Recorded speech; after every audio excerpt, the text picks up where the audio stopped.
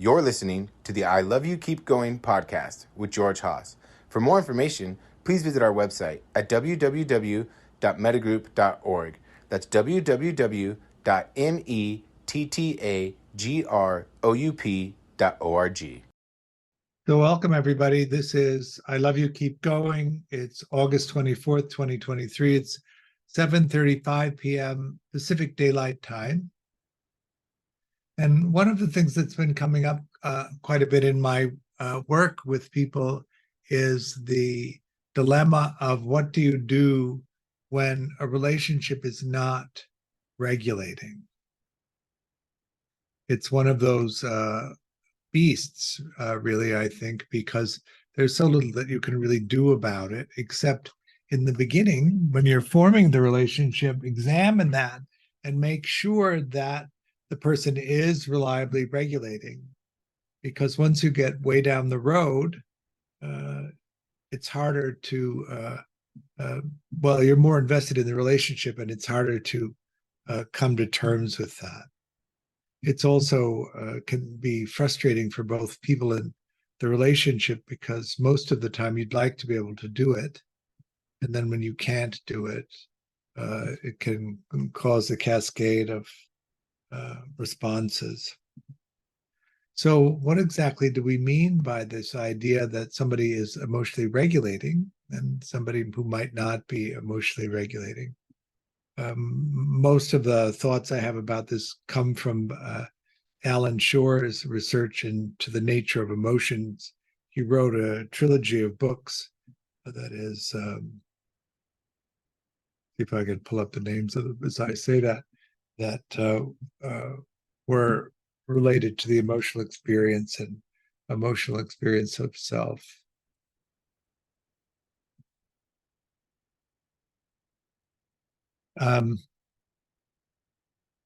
Affect regulation, I think, is the one in 2003 that got me started on this. And then he wrote a book called Affect Dysregulation. So the whole picture is there, also in 2003. We have these autonomic, unconscious systems of connecting with each other. And the way that we do that, if there's good integration and the systems are compatible, then it produces the effect of a mutual co-regulating experience. This operates through the empathetic experience of each other. I'm going to talk about this in simplistic terms, so don't get mad at me if I make it too simple, but I do want you to be able to understand. And I'm not sure all of the aspects of neuroscience and all of the aspects of this and that gets added to the bloodstream that creates all these experiences is so important. But what you need to know is that when you encounter somebody, this unconscious automatic process happens where you connect to them. And sometimes when these two systems are attempting to integrate, there's an experience of linking that produces emotional regulation in each other. Three choices simply talking about this. Do you feel more regulated? Do you feel less regulated? Do you feel the same? So one of the things to pay attention to in relationships with people, and this is because this is unconscious and not about the exchange of ideas, the conversation that you might be having, is just when the bodies link, when the bodies are in proximity to each other, does that have an effect that's agitating? Does not much happen? Or do you notice that you feel better?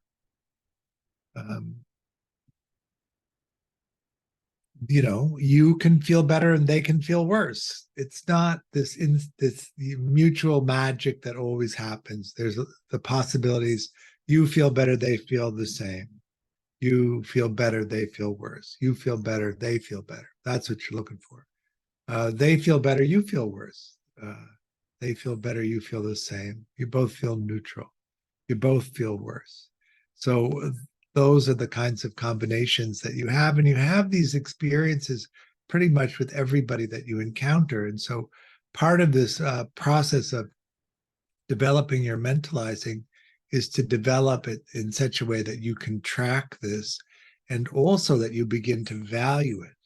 The reason that this is so important is that you want people around you that can reliably emotionally regulate you when you get dysregulated.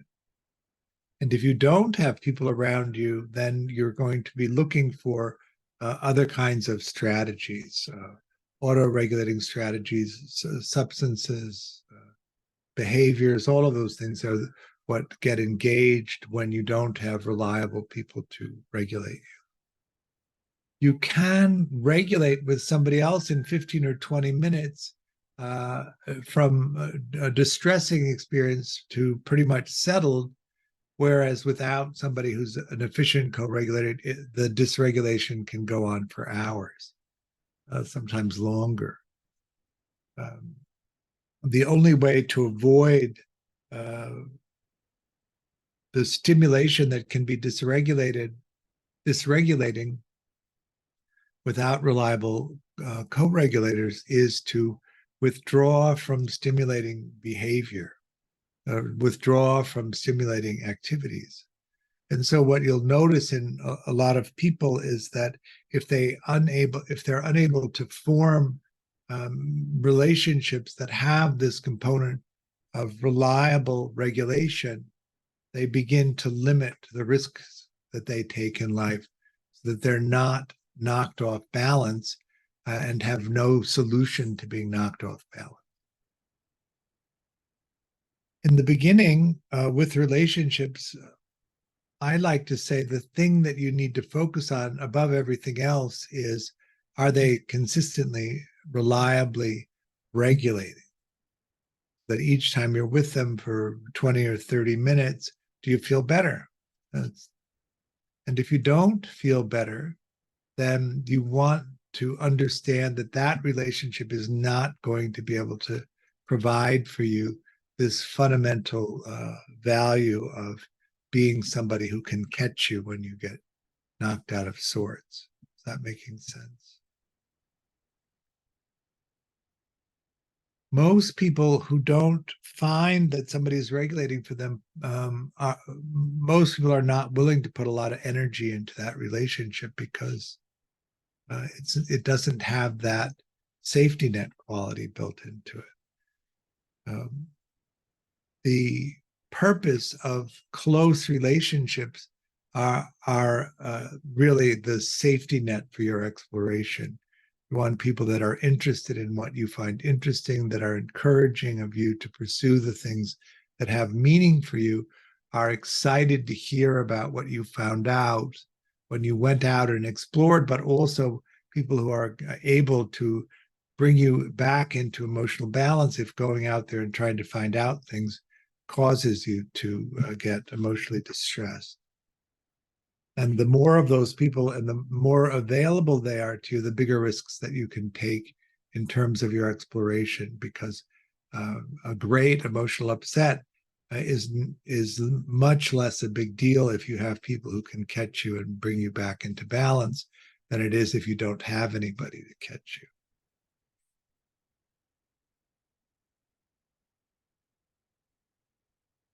What do you think about that, taking risks?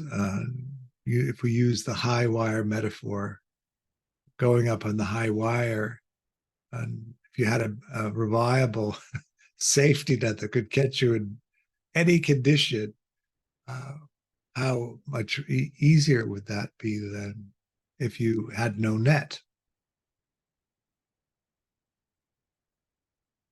So you find somebody who's regulating, and the next thing you need to know is, are you regulating for them? And it's the same process of determining reliably your ability to regulate somebody else.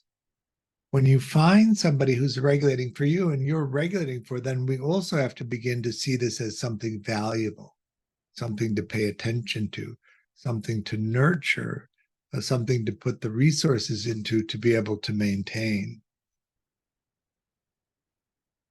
which brings us to this next piece. You're reliable for them, they're reliable for you.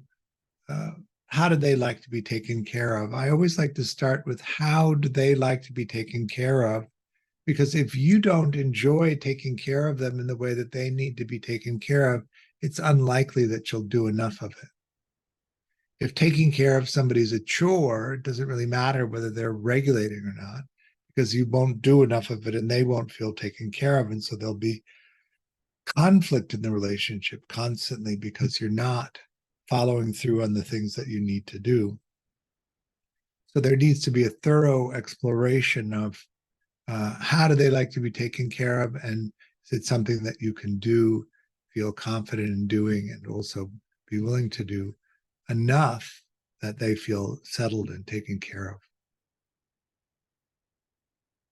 Then you have to find out whether they like to take care of you in the way that you need to be taken care of, because if they don't take care of you, you won't feel taken care of, and you'll also complain about that. So I think of those as the preliminary bases of relationship. You're regulating for them, they're regulating for you consistently. You enjoy taking care of them, and they enjoy taking care of you. Then you can look at whether or not you're good traveling companions. So traveling companions means that the way that you want to live your life and the way that they want to live their lives line up enough that it makes sense that you would do that together, rather than lives that are so different that there isn't an obvious a way in which they would fit together. And then there's all sorts of ways in which to form relationships, from the rigorously monogamous to the uh, uh, rigorously polygamous.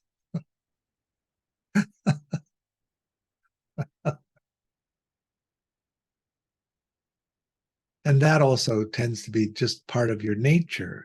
Are you reactive to the experience of someone who is engaged on multiple fronts, or are you not reactive to that? And what do you want to do? And can you line that up with somebody else so that it makes sense for you to travel together? So this also takes time. I would say that 2 or 3 months of hanging out regularly would be the minimum needed to establish whether or not somebody's reliably regulating for you. And one of the things that interferes with that is abandonment terror. We get frightened as we get attached to somebody that they might leave us. And one of the ways that we regulate that experience is by rushing in and overcommitting too quickly without really knowing the person well enough to know whether or not they can show up in a way that's meaningful over a period of time.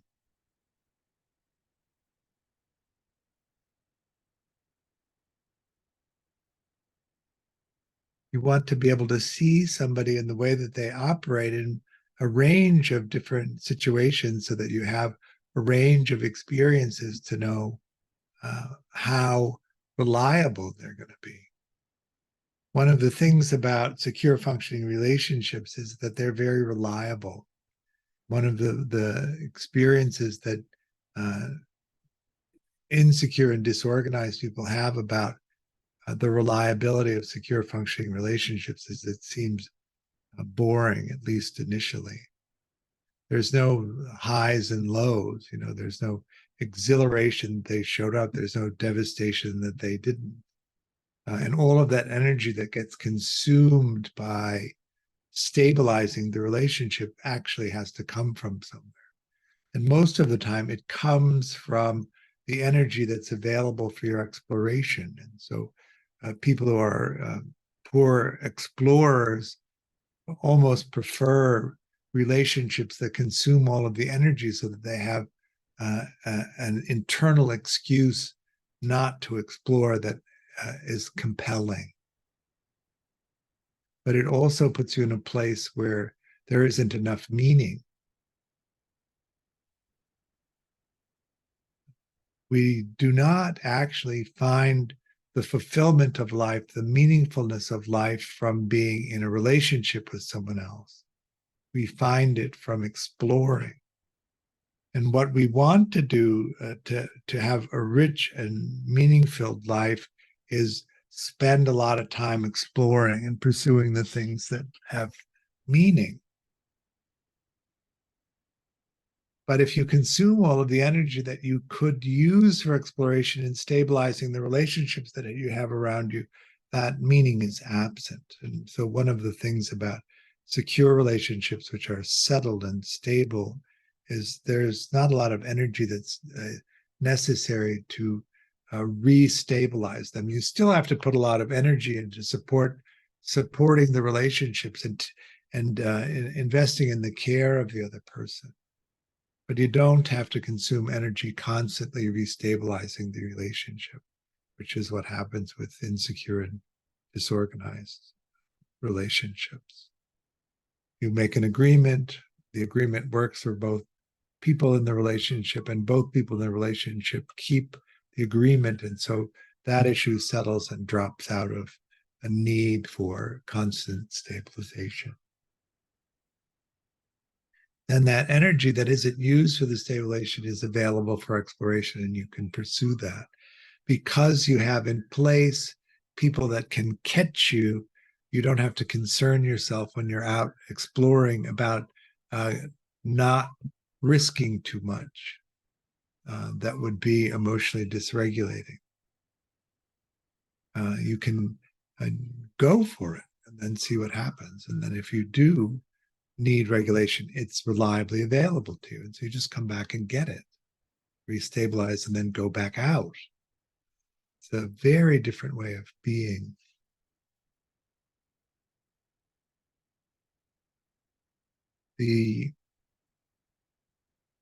I started this by saying in the couples work that I do, most of the difficulties that cause relationships to fail that I experience is this inability of one person to feel regulated, or the inability of one person to regulate the other person.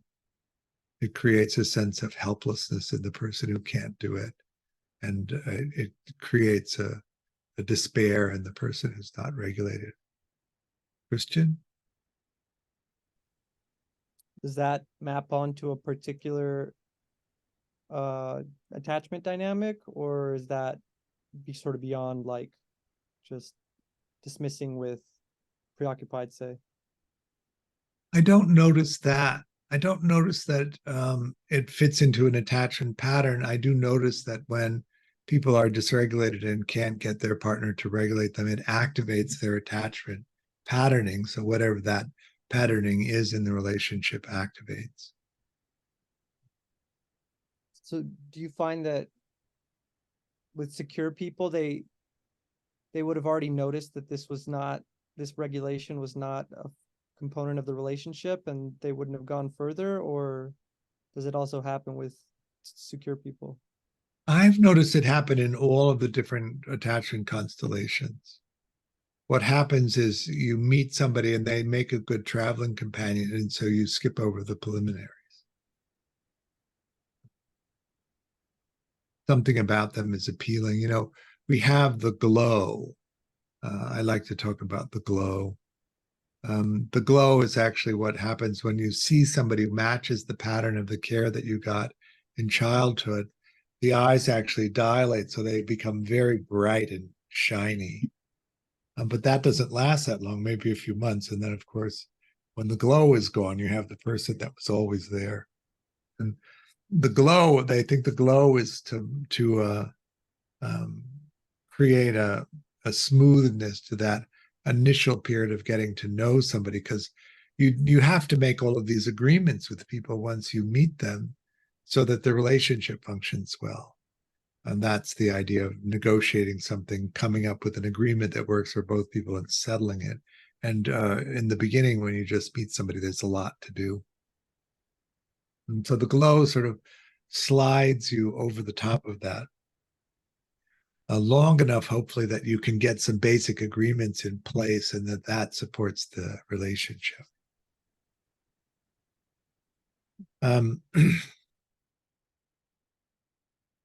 So maybe it's the glow that's pulling you towards somebody, or maybe you just find somebody interesting and you like talking to them.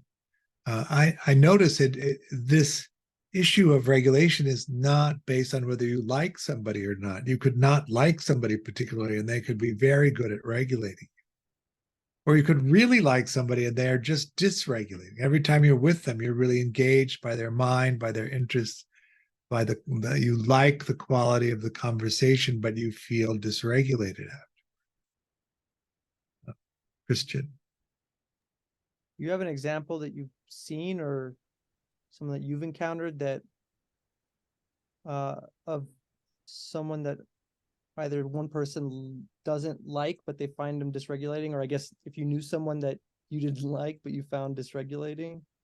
Sorry, you found regulating, but you didn't like. I'm curious how that might look. I have lots of examples of people I don't like that are quite regulating for me. So I'm just wondering. The thought that came to mind was when I was 18, I was just sort of hitching around the world, and I was in southern Morocco. I don't know if you know Morocco at all, but there's a small town in southern Morocco called Tisnet, which is right near the edge of the Sahara Desert. And we were wintering in a small place called Milat, and I met somebody there, and I thought he was a complete asshole, but he was very regulating. I mean, I could spend a half an hour with him, and I would be fine and actually kind of happy and buoyant. But I could see that everybody else around him was reacting like he was a complete jerk, and he was a complete jerk. And eventually, the jerkiness overwhelmed the regulation, and he ended up departing with a significant portion of my cash. So, but the experience of spending time with him was very regulating. But the first example that came to mind.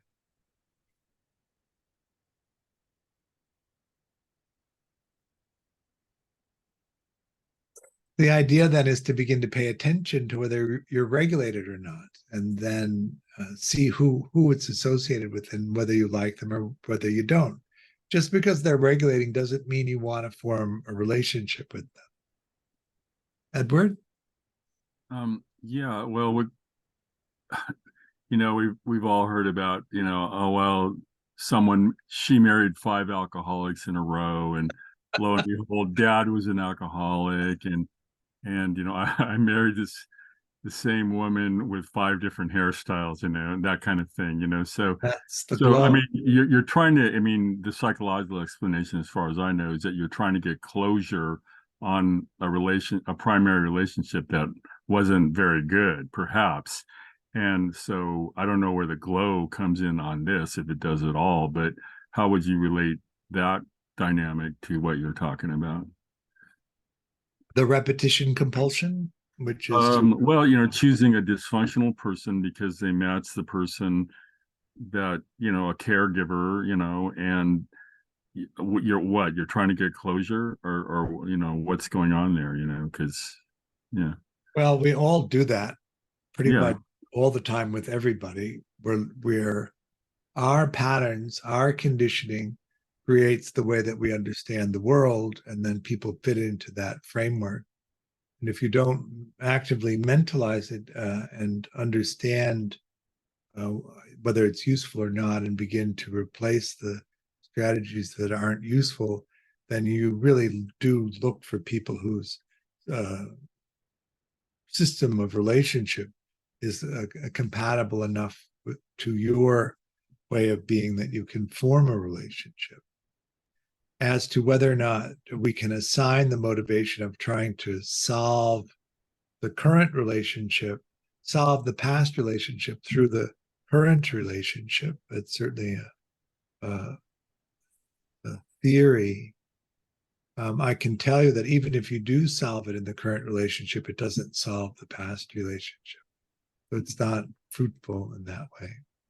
Yeah, a couple other things quickly is the attachment assessment interview.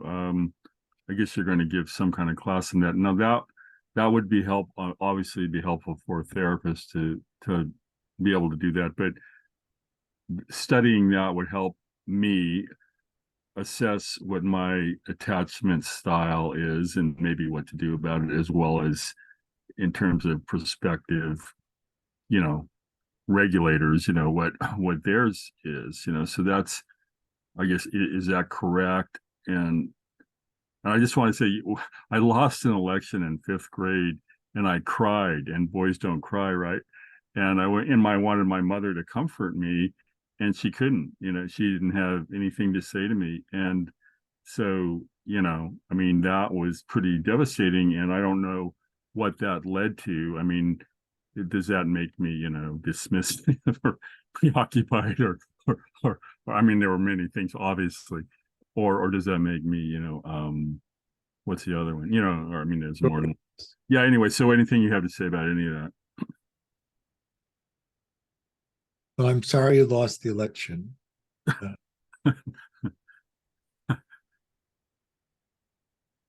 So one of the things that happens in childhood, if you have caregivers that aren't able to regulate you, which is not an uncommon thing, is then you don't have a sense that the world is filled with people who can. So that's one of the reasons why we don't investigate whether somebody's reliably regulating, because we don't have the historical experiences of people reliably regulating us. And that's why we develop strategies often that are not people oriented to regulate, because there aren't reliable regulators. And so you can get quite a long way down the road in a relationship with somebody who isn't regulating, because it's not something that you consider that can happen. And I think that the reason I'm talking about this evening is largely because of that. We don't even consider it, or we don't know to consider it, and so we don't. And then we get down the road on a relationship. We're really committed into a relationship, and that fundamental quality is absent. It's not, catastrophic unless it's accompanied by the refusal of the of your partner to allow other regulators into the relational system. Robin Dunbar's research showed that in the West, the most common way that adults organize their relationship is they have one A relationship. They put 40% of the relational energy into that, and they have no inner circle, and they have C relationships, so more casual relationships. They put 60% of their relational energy into that. But when you're in that dyadic relationship and there's conflicts in the relationships, a lot of times the partner does not want, one partner does not want the other partner to discuss it with anyone. And so they restrict the access of a regulator to their partner, because it creates a conflict either around jealousy or around a violation of the sense of the monogamy of the relationship. And so then you're in a bind with somebody who doesn't really regulate you when you're distressed, and actually doesn't permit you to seek other relationships that would be regulating. Mm-hmm. Whereas if you were in a relationship where you were permitted to form regulating relationships, that might stabilize it a little bit.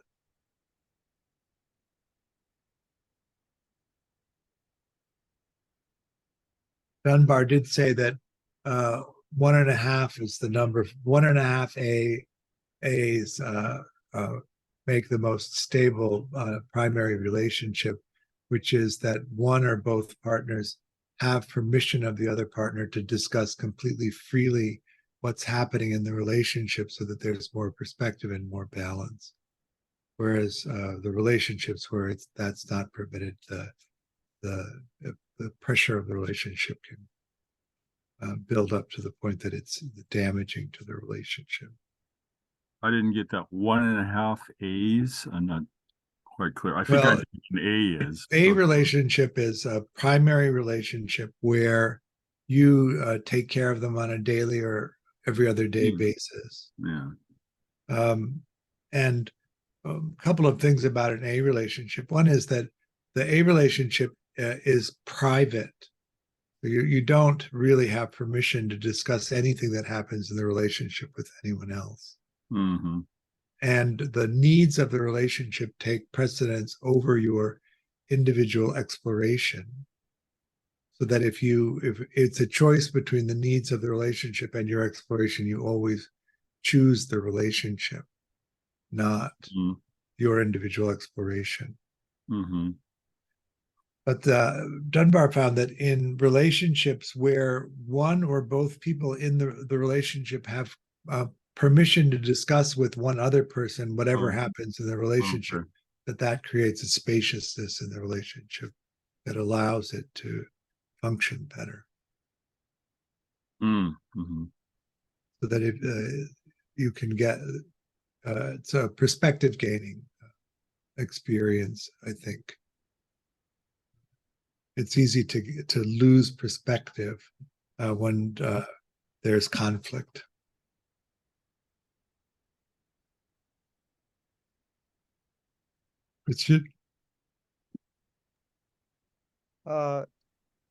Ed, it sounds like you missed your chance to storm the principal's office and have them overturn the election. Well, I might add that I was called into the principal's office for the results of the election for secretary in 5th grade. And, he said, sorry, Ed, you lost, or Eddie, whatever, you lost. And I went back to class, and I'm sitting there at the desk, and I just broke down in tears, in class. I just wish I'd gone home, because not only, was I disappointed, but, I was, shamed and embarrassed, because like I say, for boys, boys don't cry.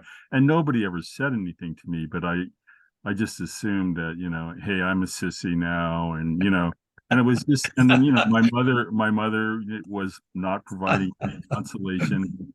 My 2 sisters were, they didn't know what to do, or they weren't aware, so it was just, it was a real body blow. So I blew out the windows with cherry bombs. Yeah. Okay. Full disclosure. No. It's past the statute of limitations now. I'm safe. George, I did act out a little bit, but not because of that, just because I was generally, I don't know. George, I did have another question. I think this is maybe my misunderstanding for a long time. I had understood you to be saying, like, when you sort of talked about this glow, that when you do the attachment work, when you do this work on yourself, eventually different people start to glow as you've shifted your attachment. But now I'm understanding that maybe that there's kind of 2 different mechanisms at work, and they maybe do or don't always touch each other, but that maybe people who glow for you just kind of glow, and that's not really something you shift around. No, I do think it changes. Dan Brown used to say that you can get the glow back in its full glory. But what I notice happening is that the insecure and disorganized traits of your family system as you earn security are no longer attractive. And so that people who exhibit them are not interesting. And that the people who exhibit more secure functioning and show up reliably, and one of the main ones is the aspect of delight, that they then become the draw, the thing that you're interested in. So maybe I'm just in a transitional period because I don't have much glow. People don't glow anymore. Oh. So who knows? Maybe it's age related. You don't have cataracts, do you? Cataracts. I do have cataracts. Well, there you go. They just told me at the optometrist that I should consider not driving at night, which is so bad enough to affect that, but not bad enough that they would do the surgery and replace them. So we'll see. An interim period.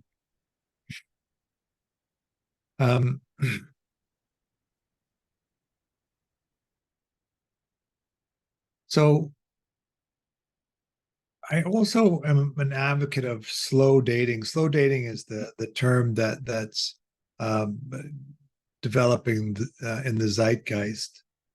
That take a year of getting to know somebody before you make substantial commitments, to date multiple people at the same time, and go incrementally in terms of the amount of time, energy, and resources that you give to a relationship. This is really different than the way that I think that we've been brought up with, love at first sight and meeting the perfect person or the soulmate and rushing into these relationships. The thing that is important to understand about this is that relationships, when they fail, leave the consequence of disappointment. And as time goes on and you go through a succession of relationships that don't work out, the disappointment accumulates. And then at a certain point, it isn't that you no longer desire to be in relationships, that you no longer are interested in forming your social network, but that the disappointment of another failed relationship and the desire to avoid that disappointment becomes so great that you begin to withdraw from relationships. So you'll notice, particularly in disorganized people around the mid 30s, when so many relationships have failed, that they just begin to withdraw from forming relationships, and they can become quite socially isolated. Fearfully preoccupied people, because they don't monitor very well, are confused as to why the relationships don't work.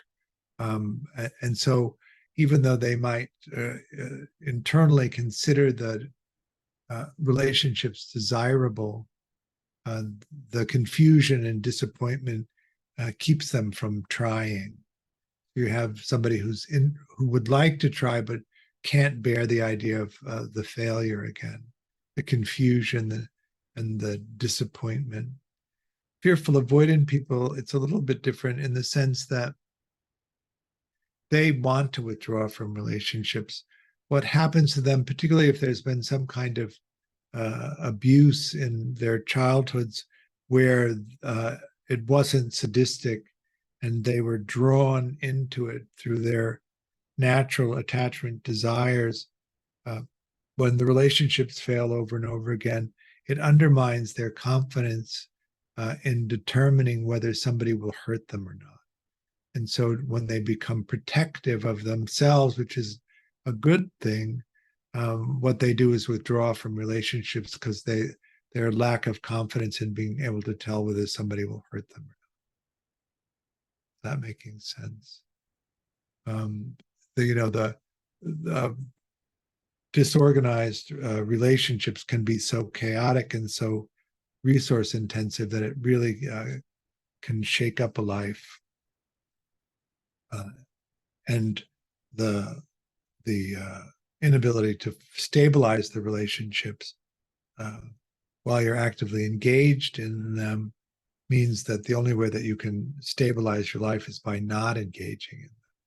So there's a withdrawal from relationships there. And once you get past your mid 30s or so, 7 out of 10 people who are single are dismissing, and they don't form a relationship so much. They're looking for somebody who will take care of them, and they don't reciprocate. And so they move from one relationship to the next pretty quickly. So what we want to do is begin to look at the systems of relationship that we inherited from our family group, analyze the skill sets, both good and bad, and then begin to drop the bad skills and push into the good skills, or the beneficial skills and the afflictive skills. That making sense?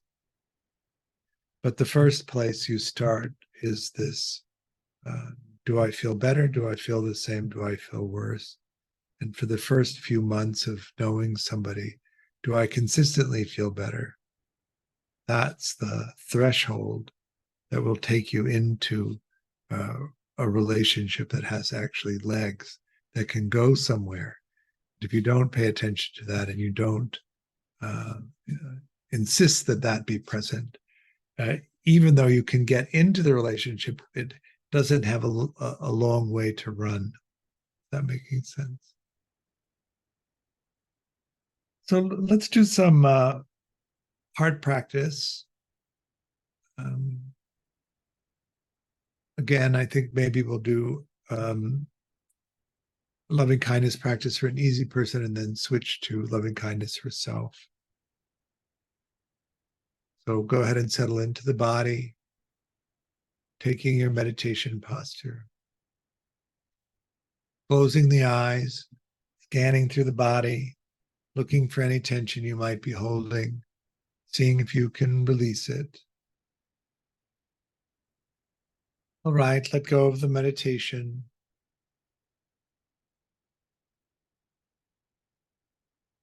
Any comments or questions about that?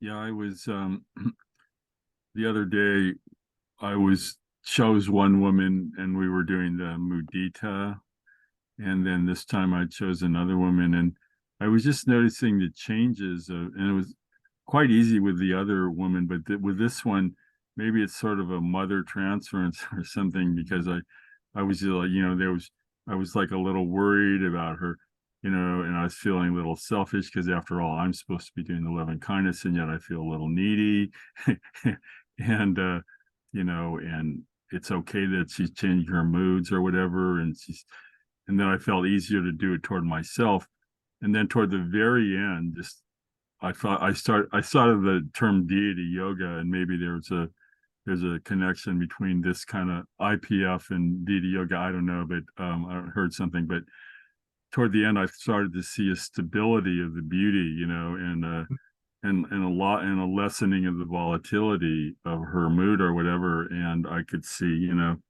just this, like this Kuan Yin figure, sort of. And anyway, just interesting, Yeah. Good. Yeah. More on the view and less on the thinking. Yeah, that near enemy, I could detect that when you mentioned that, because yeah, the anger, I wasn't really in touch with, but the sentimentality and the thinking, and I guess I did fall into that. So Yeah. yeah. Good. Thank you. Someone else? So this Saturday is the third in the series of the current level 1 that's happening. The following Saturday is the fourth.